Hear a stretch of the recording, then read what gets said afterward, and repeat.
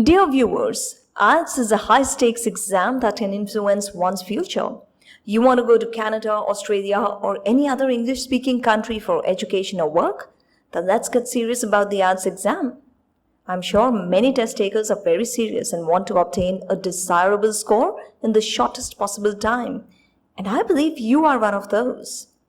As a language educator, I know that language development requires time and continual practice.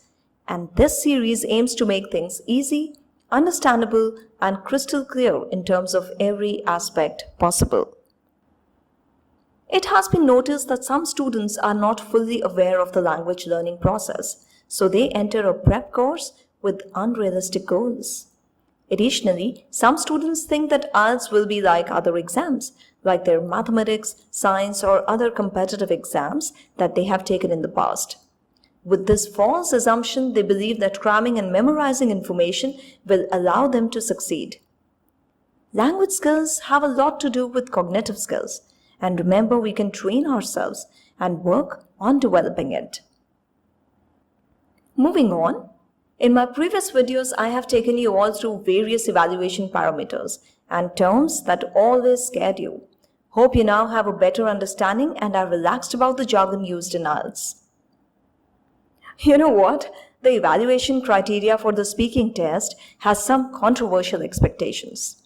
I call them controversial because a lot of trainers have some wrong notions about the expectations, and thus they neither train their students on it nor do they consider them to be relevant at all.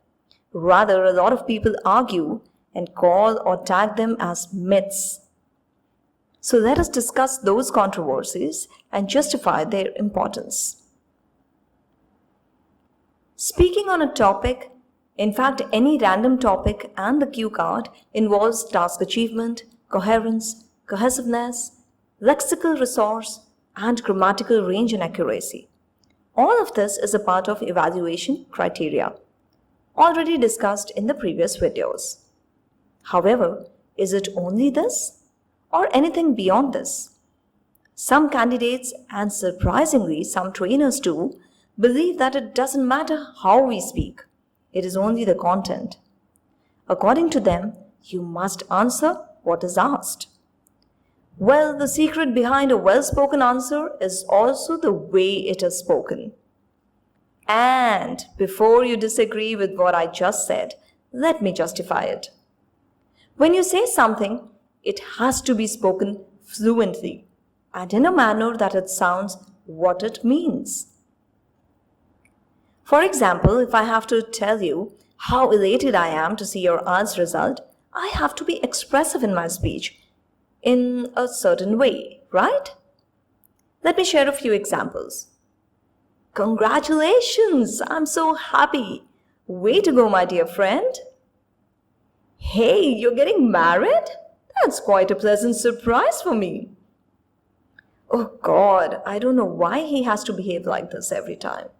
I'm hurt. She thinks she's smart. She is yet to see my witty side. So from the way the above statements are spoken, it is easy for anyone to guess what the intended meaning is. To show that you are comfortable using English, to reflect the ease of using the language, remember that you will be judged for intonation as well.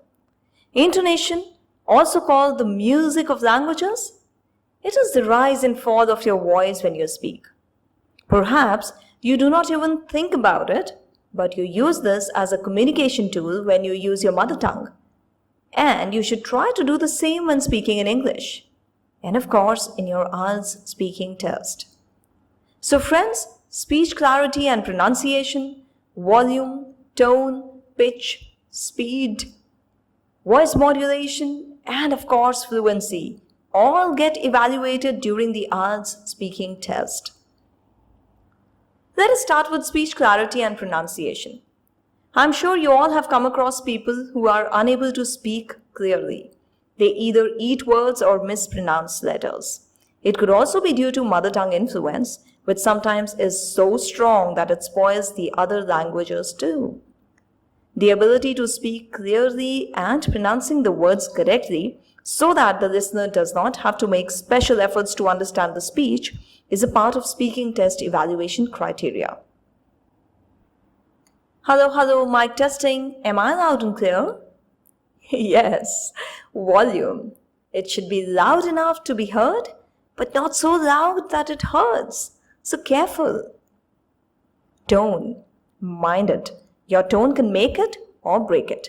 It is the tone that reflects your approach. Soft, assertive, or aggressive? Speed and fluency.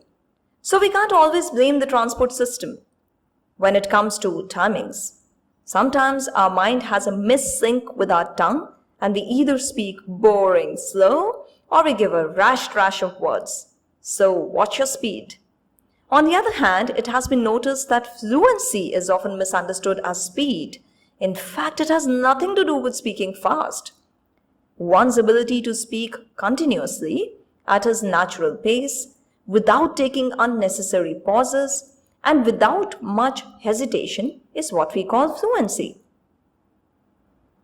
Some take voice modulation to a completely different level. No, you don't have to sing in every statement. But at least remember to stress on words and punctuations. Please do justice to English grammar, friends. I'm sure you now know the importance of getting familiar and making a regular use of English in your daily life. The sooner you get habitual, the better will be your performance.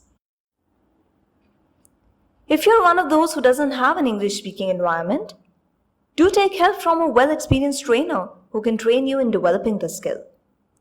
So all the very best and happy learning, viewers.